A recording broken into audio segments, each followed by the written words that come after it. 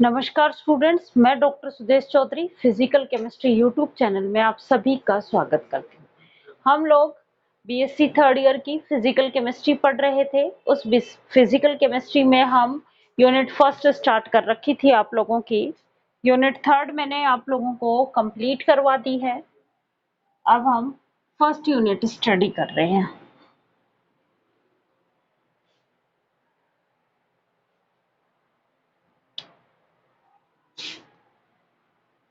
BSc third year की first unit start कर रखी है, क्वांटम मैकेनिक्स।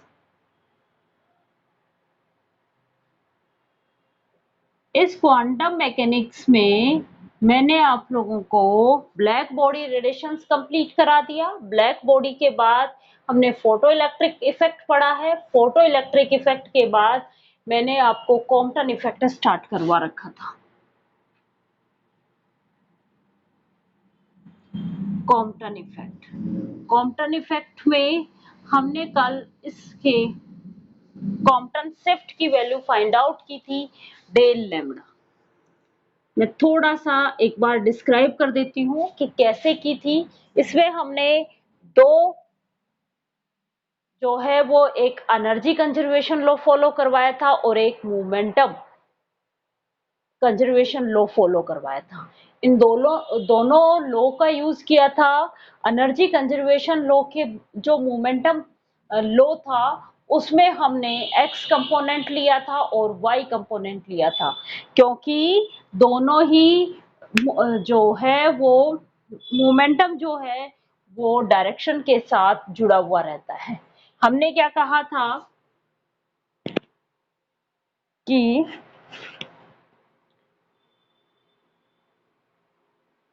इलेक्ट्रॉन्स था, इस इलेक्ट्रॉन्स पे मोनोक्रोमेटिक एक्सरेज को इंसिडेंट करवाया था, मींस डाला था इसके ऊपर। ये एक्सरेज और इलेक्ट्रॉन्स के बीच टक्कर हुई थी।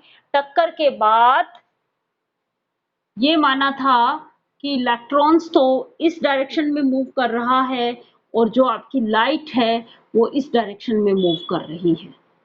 यही कहा था। ये जो एंगल है ये थीटा था और ये जो एंगल है ये फाई था। इसका जो मास है वो डिक्रीज हो गया था। पहले हमने माना था एम नोट मास था और बाद में हमने कहा एम मास में कन्वर्ट हो गया, क्योंकि जैसे ही टक्कर होगी, जब ये गति करेगा तो इसका मास भी परिवर्तित हो जाएगा और वो मास हमने माना था एम था। यहाँ पे इसकी एनर्जी एच न्यू थी और momentum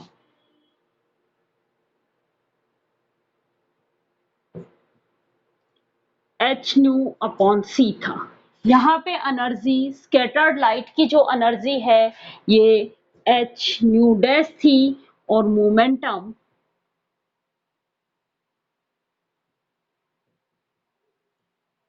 H nu dash by C था। इसकी जो एनर्जी है वो आइंस्टीन की इक्वेशन से निकाल रहे थे, E equal to m naught c square, और इसकी एनर्जी क्या होगी, E equal to m c square. ये यहाँ पे रेस्ट फॉर्म में था। जब रेस्ट फॉर्म में था तो इसका मोमेंटम उस टाइम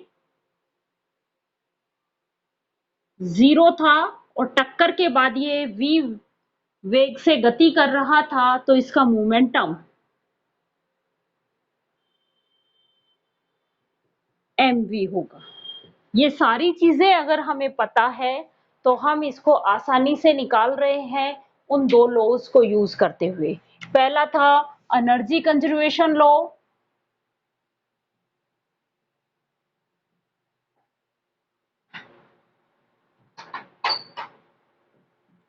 एनर्जी कंजर्वेशन लॉ क्या कहता है, न तो एनर्जी को क्रिएट कर सकते हैं और न ही एनर्जी को डिस्ट्रॉय कर सकते हैं, बल्कि एनर्जी को एक फॉर्म से दूसरी फॉर्म में कन्वर्ट कर सकते हैं। तो टक्कर से पहले की एनर्जी और टक्कर के बाद की एनर्जी दोनों की वैल्यू इक्वल होनी चाहिए। टक्कर से पहले की एनर्जी ये रही और टक्कर के बाद की एनर्जी ये रही। इन दोनों का टोटल और इन दोनों का टोटल क्या होगा? इक्वल। ये इक्वेशन यूज की थी हमने एक तो,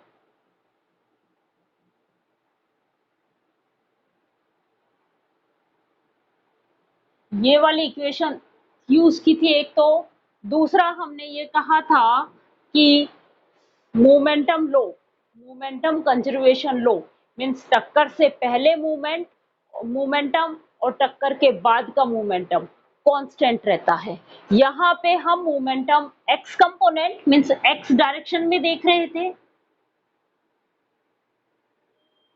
और वाई कंपोनेंट दोनों अलग अलग निकाल रहे थे।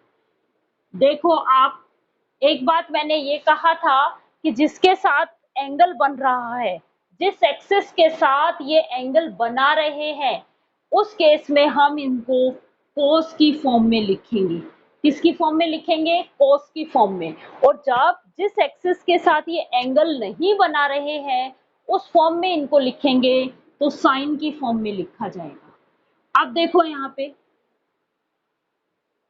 ये नीचे वाई एक्सिस है ये, तो ये नेगेटिव फॉर्म में है ये वाला। तो जब मैं इसको वाई एक्सिस के कंपोनेंट में लिखूंगी, स्कैटर्ड लाइट तो पॉजिटिव वाई की तरफ ही है, लेकिन रिकॉल इलेक्ट्रॉन्स या कहें कि ये जो विक्षेपित इलेक्ट्रॉन्स जो थे वो y axis, negative y axis की तरफ है। तो जब इसका मोमेंटम लिखोगे तो इन दोनों के बीच में नेगेटिव साइन लगाओगे। टक्कर से पहले का मोमेंटम क्या था? H nu upon c, x component की फॉर्म में लिख रही हूं मैं पहले, h nu upon c plus electrons का मोमेंटम टक्कर से पहले रेस्ट फॉर्म में था। जब रेस्ट फॉर्म में होता है तो मोमेंटम जीरो होता है, मीन्स जब तक वेग नहीं होगा उसके साथ, जब तक संवेग भी नहीं होगा, तो वेग क्या है? जीरो, इक्वल टू टक्कर के बाद एक्स कंपोनेंट का जब मैं लिखूंगी तो कैसे लिखूंगी? H nu dash upon c cos theta plus में एम वी कॉस फाइव। क्या लिखूंगी? H nu dash upon c cos theta plus m v cos phi. एक तो ये इक्वेशन यूज की थी हमने, एक ये इक्वेशन यूज की थी, और तीसरा वाई कंपोनेंट वाली इक्वेशन यूज की थी।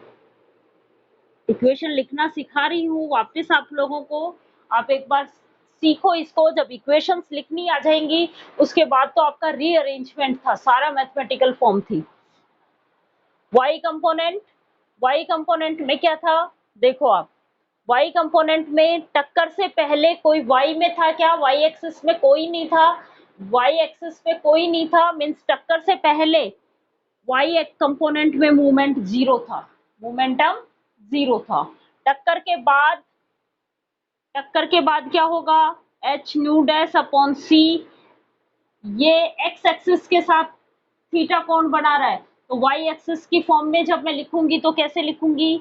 साइन थीटा प्लस ये वाई एक्स एक्सिस के साथ थीटा कोण बना रहा है, लेकिन जा कहाँ रहा है? नेगेटिव में, तो प्लस की जगह यहाँ पे अब क्या आ जाएगा? माइनस, क्योंकि ये नेगेटिव वाई की तरफ मूव कर रहा है, तो नेगेटिव वाई की तरफ है। तो जब इस वाई की फॉर्म में लिखूंगी तो मैं कैसे लिखूंगी? M v cos sine phi. तीसरी ये इक्वेशन थी।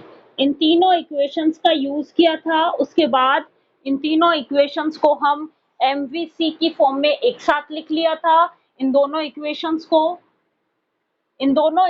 को केवल एमवी वाली फॉर्म एक साथ लिखी थी, बाकी फॉर्म को एक साथ पहुंचा दी थी, और उसके बाद इन सी से जो नीचे सी था उससे मल्टीप्लाई कर दिया था। तो हमारे पास इस तरीके की फॉर्म बनी थी एम वी कोस फाइव, ये इक्वल था एच न्यू डैश कोस, ये इक्वल टू था h new minus H nu dash cos theta. और वैसे ही इस इक्वेशंस को सेट कर लिया था और इन दोनों इक्वेशंस का स्क्वायर किया था, स्क्वायर करके उनका एडिशन किया था। अगर आपको समझ में नहीं आए तो फिर से उसी वीडियो को देखना आप लोग, आपको समझ में आ जाएगा। उसके बाद हमने एक डेल लैम्डा की वैल्यू फाइंड आउट कर ली थी। अब उसके आगे मैं बता रही हूँ, ये इक्वेशंस को वापस लिखने का सिखाने का पर्पस यही है कि ताकि आपको अच्छे से कॉम्पटन इफेक्ट आ जाए, क्योंकि कॉम्पटन इफेक्ट थोड़ा सा डिफिकल्ट है। जो बच्चे बायो के स्टूडेंट्स हैं मे भी उनसे और भी ज्यादा डिफिकल्ट हो उनके लिए। कल हमने डेल लैम्डा की वैल्यू निकाली थी, del lambda is equal to 2h upon m naught sine square theta by 2। Del lambda की ये वैल्यू हमने फाइंड आउट कर ली थी यहाँ पे सीधी। अब यहाँ पे हम जो है वो 3 केस स्टडी करेंगे। ये डेल लैम्डा क्या था? Compton shift. क्या था ये? Compton shift.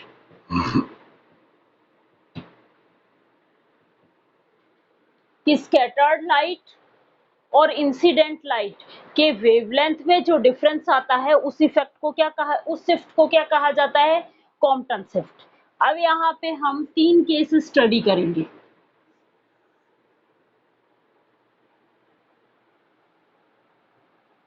Case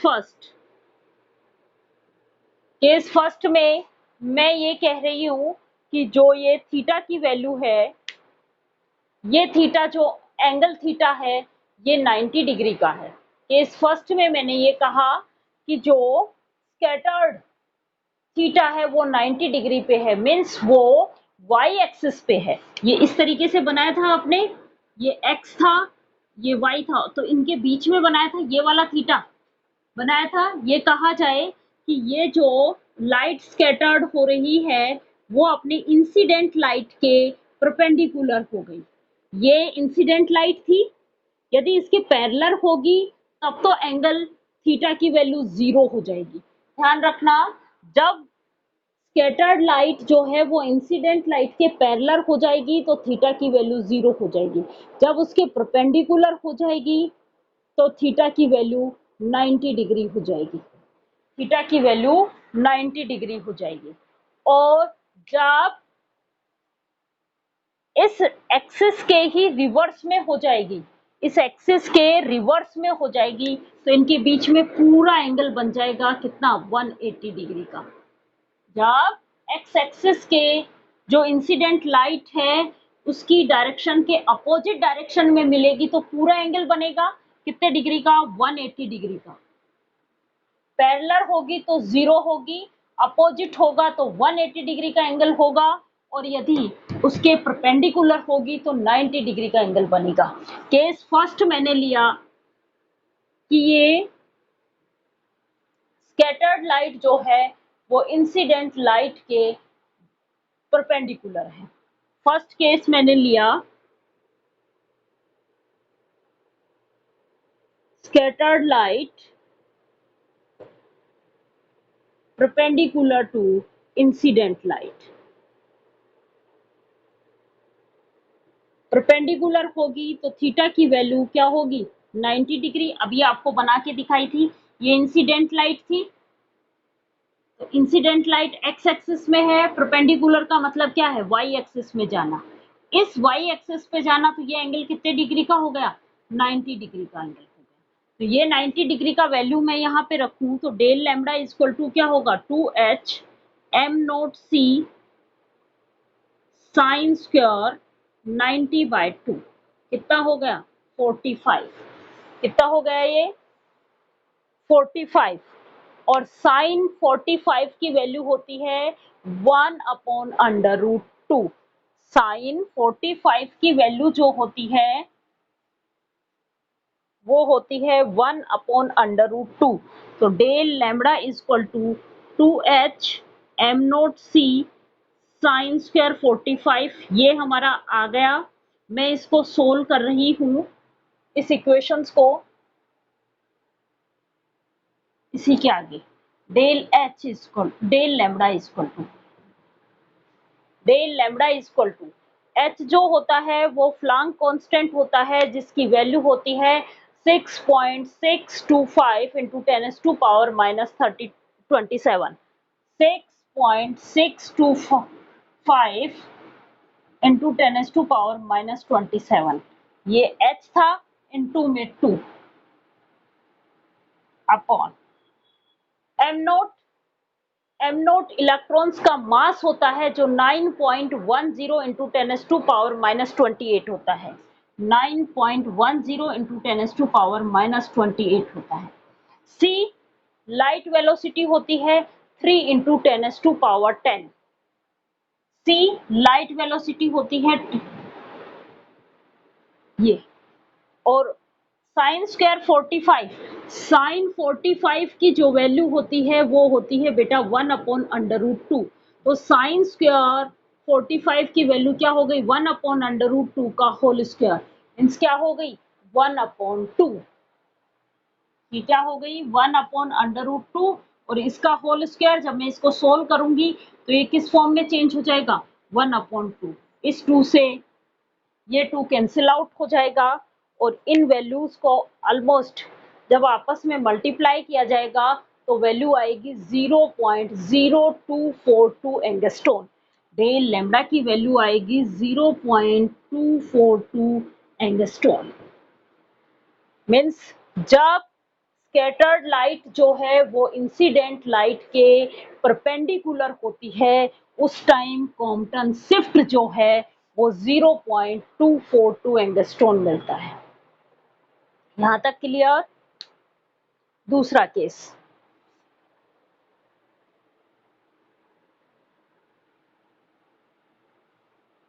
second case क्या बताया था कि उसके पैरेलल हो जाए, जब वो उसके पैरेलल होगी, केस सेकंड, केस सेकंड क्या कहा था, scattered light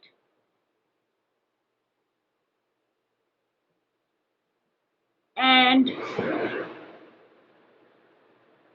incident light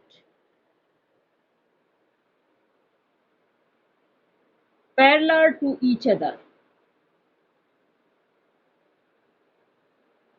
scattered light और इंसिडेंट लाइट एक दूसरे के समानांतर हो जाएं, पैरेलल हो जाएं, तो थीटा की वैल्यू उस केस में क्या हो जाएगी 0। समानांतर मीन्स जैसे एक्स एक्सिस यहाँ इस डायरेक्शन में जा रही है तो वो लाइट भी ऐसे जाए, तो इनके बीच में कोई एंगल बन रहा है क्या समानांतर में, मीन्स कोई भी स्कैटर्ड एंगल नहीं बनेगा, मीन्स थीटा की वैल्यू क्या हो जाएगी उस केस में 0। यहाँ थीटा क्या है, स्कैटर्ड एंगल ही तो है, तो डेल लैम्ब्डा की वैल्यू क्या आ जाएगी इस केस में, del lambda equal to 2h m0c sine square, theta की जगह में 0 रख दिया और साइन इसको मैं यहाँ बाहर लगा दिया, साइन 0 की वैल्यू क्या होती है 0, साइन 0 की वैल्यू क्या होती है 0, तो यहाँ पे साइन 0 इक्वल टू 0, तो डेल लैम्ब्डा भी क्या आ जाएगा 2h m0c इंटू 0, और 0 को किसी भी चीज से मल्टीप्लाई किया जाएगा तो क्या आएगा 0, मीन्स जब स्कैटर्ड लाइट और इंसिडेंट लाइट एक दूसरे के पैरेलल हो जाते हैं तो कॉम्पटन इफेक्ट शो नहीं होता है या कॉम्पटन शिफ्ट उस केस में 0 हो जाता है। दूसरा केस सबको समझ में आया कि जब इंसिडेंट लाइट, आपतित किरणें और स्कैटर्ड लाइट, परकिरणित किरणें दोनों एक दूसरे के समानांतर हो जाती हैं, उस केस में कॉम्पटन इफेक्ट, कॉम्पटन प्रभाव जो है वो नगण्य हो जाता है, 0 हो जाता है, डेल लैम्ब्डा की वैल्यू इस केस में क्या हो जाती है 0 हो जाती है। पहला केस हमने पढ़ा कि जब स्कैटर्ड लाइट और इंसिडेंट लाइट एक दूसरे के परपेंडिकुलर हो जाएं, थीटा 90 डिग्री के कोण पे, उस टाइम हमने डेल लैम्ब्डा की वैल्यू निकाली, जहां पे हमारा थीटा था वहां पे 90 डिग्री रखा, जैसे 90 डिग्री रखा तो थीटा बाई 2 की वैल्यू कितनी हो गई 45 डिग्री, और साइन 45 की वैल्यू क्या होती है 1/√2, वहां से वैल्यू फाइंड आउट करके हमने डेल लैम्ब्डा की वैल्यू निकाली थी 0.242 एंगस्ट्रॉन। जब दूसरा केस हमने ये कहा कि जब स्कैटर्ड लाइट और इंसिडेंट लाइट एक दूसरे के पैरेलल हो जाएं, एक दूसरे के समानांतर हो जाएं, वहां पे थीटा की वैल्यू 0 आती है उस केस में, और डेल लैम्डा की वैल्यू जो है वो 0 हो जाती है। मीन्स वहां पे कॉम्पटन प्रभाव जो है वो नगण्य हो जाता है, कॉम्पटन इफेक्ट जो है वो नेग्लेक्ट हो जाता है। थर्ड केस,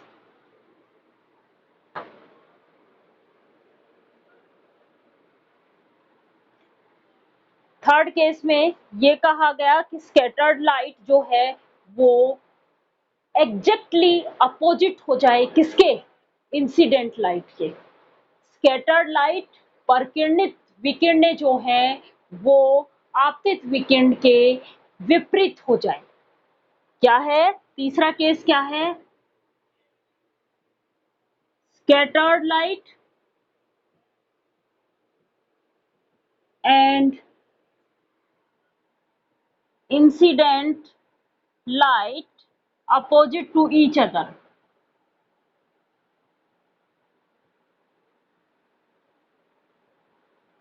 एक दूसरे के विपरीत हो गए, एक दूसरे के विपरीत हुए तो पूरा एंगल बन गया बेटा, ये रहा।